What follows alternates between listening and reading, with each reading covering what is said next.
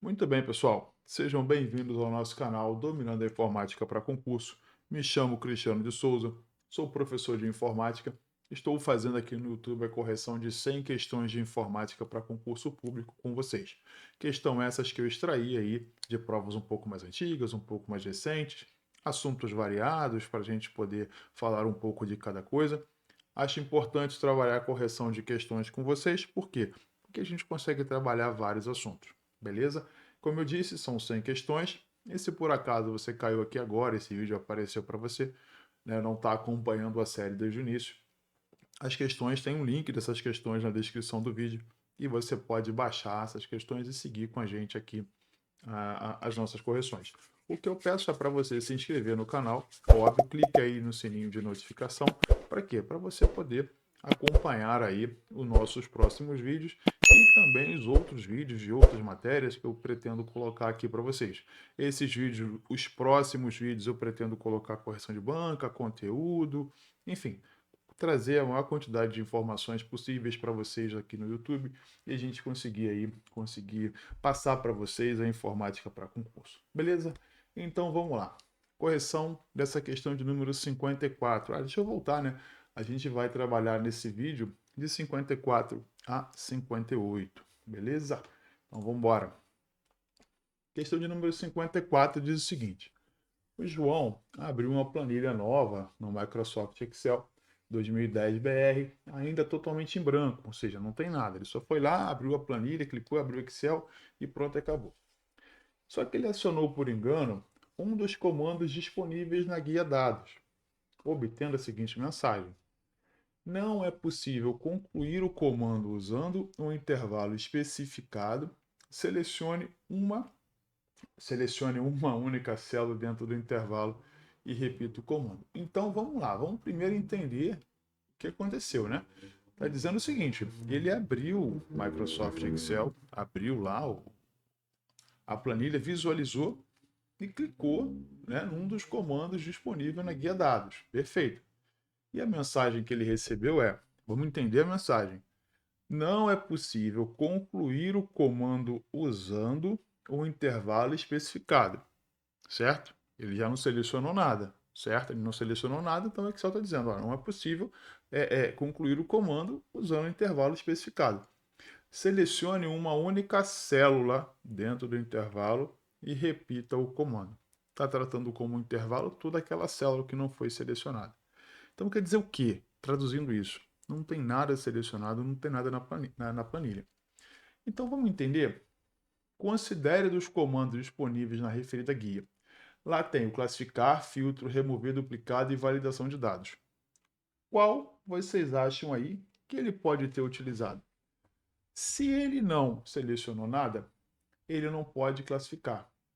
Se ele não selecionou nada, perdão, ele não pode filtrar. Se ele não selecionou nada, ele não pode remover nada. Beleza? E nesse caso, validação de dados nesse cenário. Então, o que acontece aqui é 1, 2 e 3. A resposta nossa é a letra B, certo? Se ele selecionar classificar, vai dar essa mensagem. Se ele selecionar filtro, também vai dar essa mensagem. Se ele selecionar remover duplicados, também vai dar essa mensagem. Por quê? Porque não tem nada selecionado. Não dá para classificar se não tem seleção, se não tem informação. Não dá para filtrar, também não dá para remover duplicados. Então a resposta é a nossa letra B. 1, 2 e 3. Perfeito?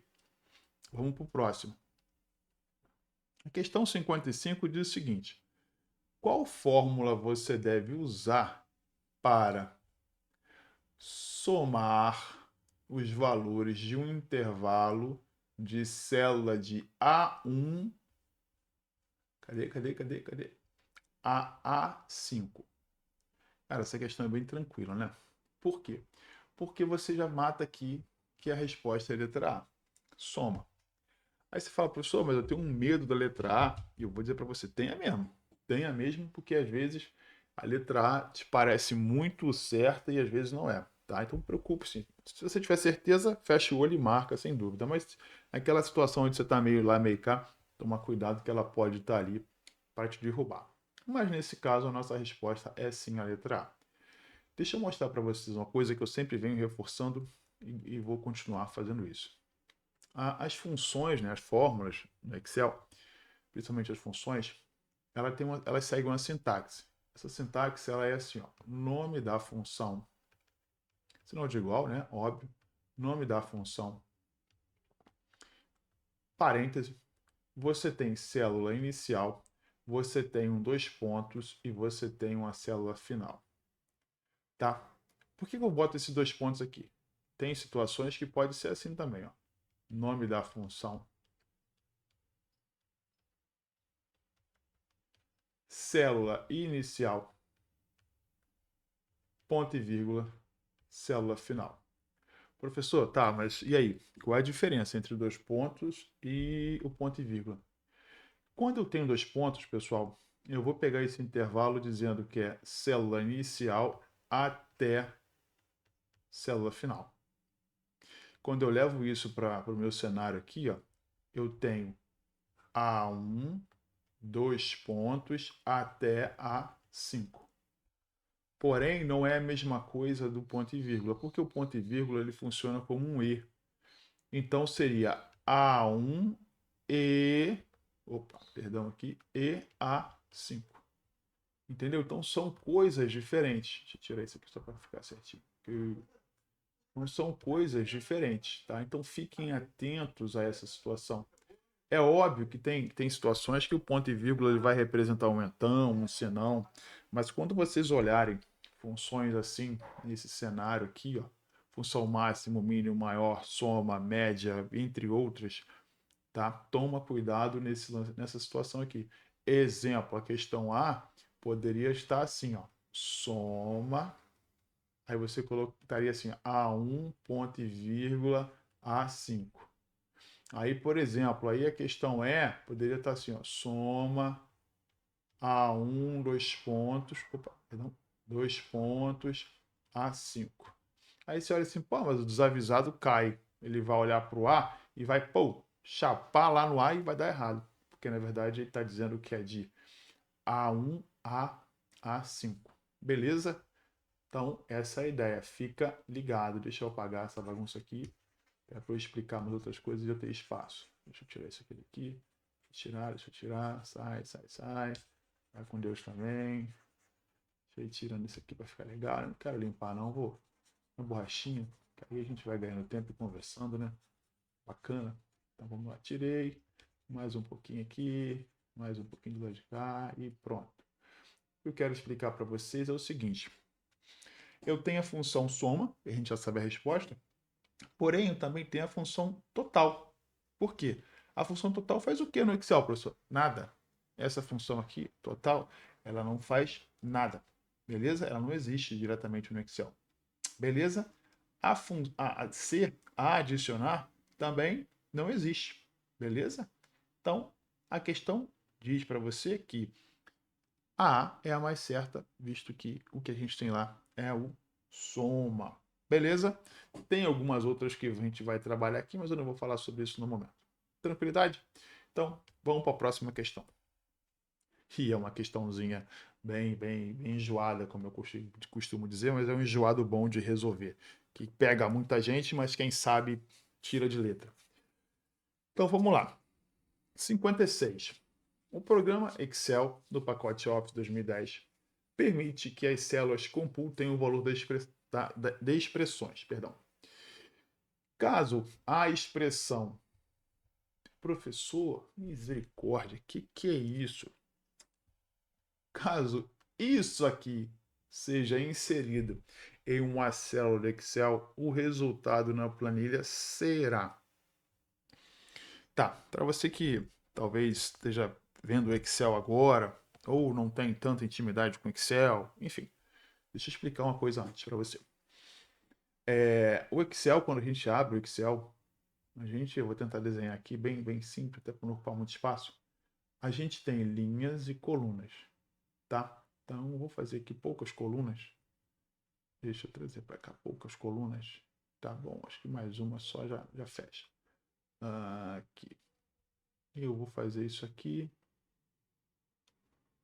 Vou fazer isso aqui.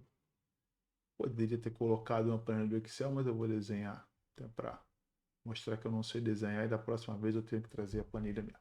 Então vamos lá. Aí eu tenho linhas e aí eu tenho colunas, certo?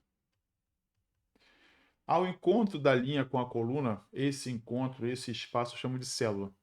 Beleza? Então eu tenho aqui a célula A1. Se eu colocar uma informação aqui, a informação está na célula A1. Se eu colocar uma informação aqui, a informação está na célula D3. E assim vai. Mas o que eu quero dizer para vocês, principalmente, que é, dentro dessas células, eu posso colocar, dentro dessas células, eu posso colocar fórmulas, funções, ou até mesmo números qualquer, fazendo cálculo, como essa situação aqui, certo? Ele colocou aqui uma expressão, que não é diretamente uma função, como a gente viu na questão anterior, não é diretamente uma fórmula, no caso ele está tratando como uma expressão. Só que aí eu sempre começo pelo sinal de igual. Tá? Então ele está dizendo o seguinte, está imaginando que dentro, por exemplo, de B2, ele não disse qual é a célula, e para nossa questão isso não interfere em nada, ele só quer saber se ele colocar isso aqui, essa expressão dentro de uma célula, qual o resultado que vai ter. Beleza? Então vamos lá para a gente trabalhar isso aqui. Deixa eu sacar isso aqui fora. Vamos lá. Ele está trazendo o seguinte, igual 8. Isso aqui, esse símbolo, é o expoente. 2, expoente 1, multiplicação 2, expoente 0. É isso que ele está dizendo. Beleza? E como é que isso é feito, pessoal? Como é que isso é trabalhado? Vou quebrar isso em parte. 8, nesse caso, o expoente 2, é a mesma coisa que 8 vezes 8, que vai dar quanto? 64. Eu vou pegar esse trecho aqui, que é o meu 64, expoente 1. Quanto que é 64 vezes 1? 64. Trago para cá. Vou multiplicar pelo quê? Por 2. Para aí depois eu colocar o expoente 0. Aí você vai muito bem aqui e faz isso aqui, ó. 64 vezes 2. Aí você fala assim, pô, bacana, ó. 128. É isso? É isso aí mesmo. Show de bola. Igual 128 expoente 0. Aí você fala, pô, cara, mas sei lá, é 128, 0. Ah, pronto, é letra D. Você foi muito bem, mas tomou na cabeça, tá? Sinto te informar. Deixa eu tirar isso aqui. Deixa eu tirar isso aqui.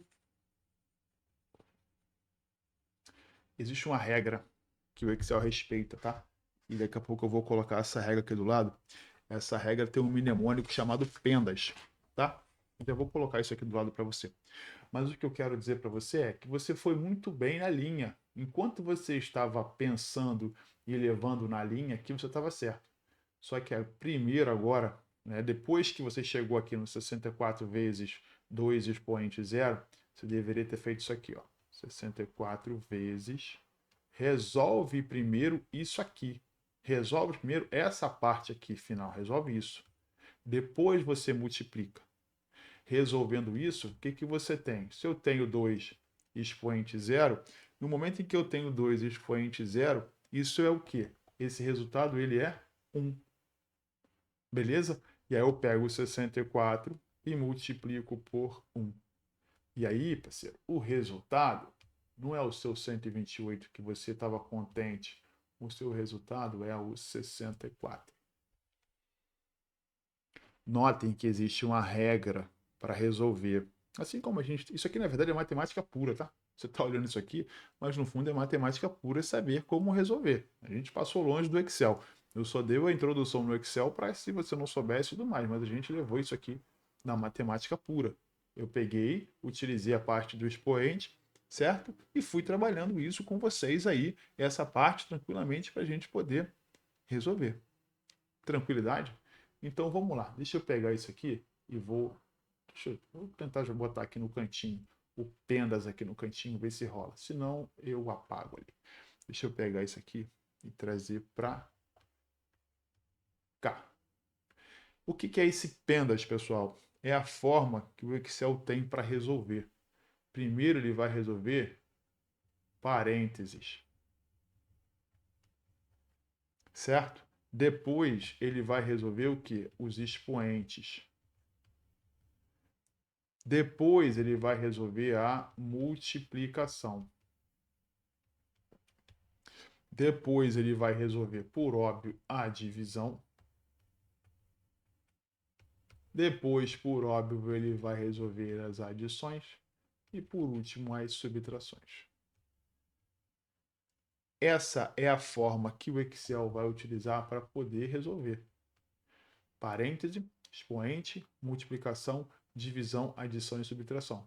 Por isso que enquanto você foi resolvendo aqui na linha, nessa linha aqui, nessa direção aqui, ó, estava dando tudo certo. Até aqui. Saísse aqui no final, você cismou de dividir por 2 e depois fazer aqui, você ia tomar na cabeça. Então, por isso que ele vai resolver. Na nossa questão não tem parêntese, certo? O que a gente tem são os expoentes.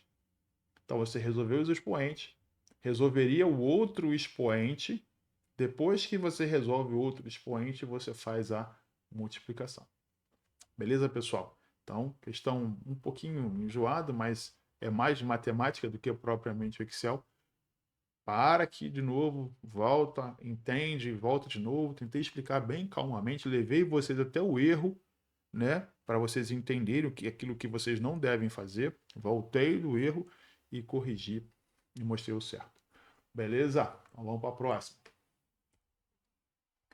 Assinale a opção que indica no Microsoft Excel a tecla ou combinação de tecla utilizadas para atualizar os cálculos. Então, o que a gente vai servir aí para atualizar os cálculos? Beleza? Então, para atualizar o cálculo, a gente vai utilizar a tecla F9.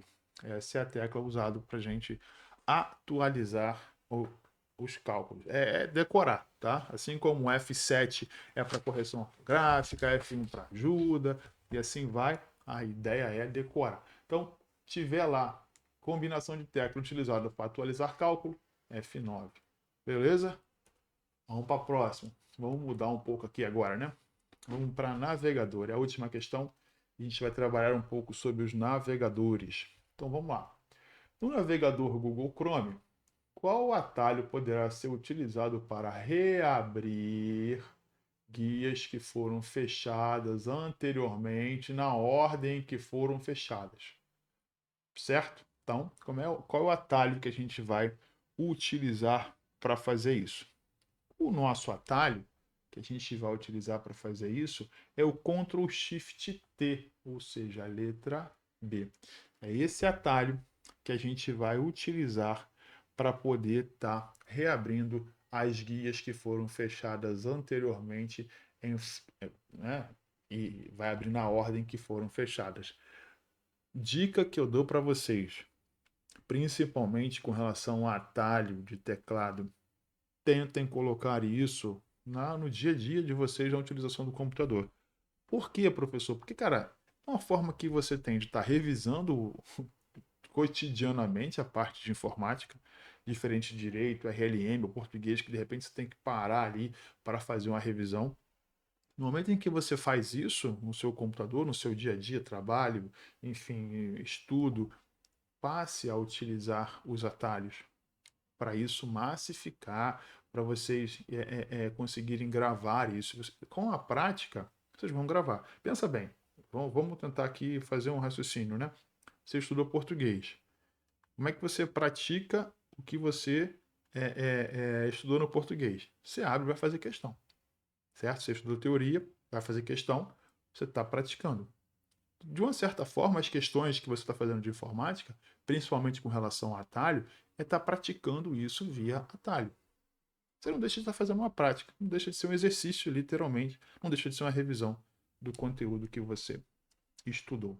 Beleza? O nosso material tem até mais atalhos lá para vocês observarem aí e entenderem e colocar em prática no dia a dia de vocês. Beleza, pessoal?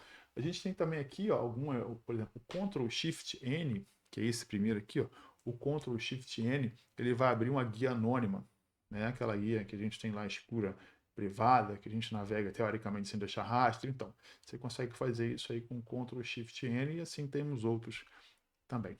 Beleza, pessoal? Então, até a próxima. Não se esqueçam aí, né, de novamente, inscrevam-se no canal, ative o sino de notificação, marque aí no gostei, para a gente poder chegar a mais pessoas, mais alunos e mais concurseiros. Um abraço, pessoal. Até a próxima.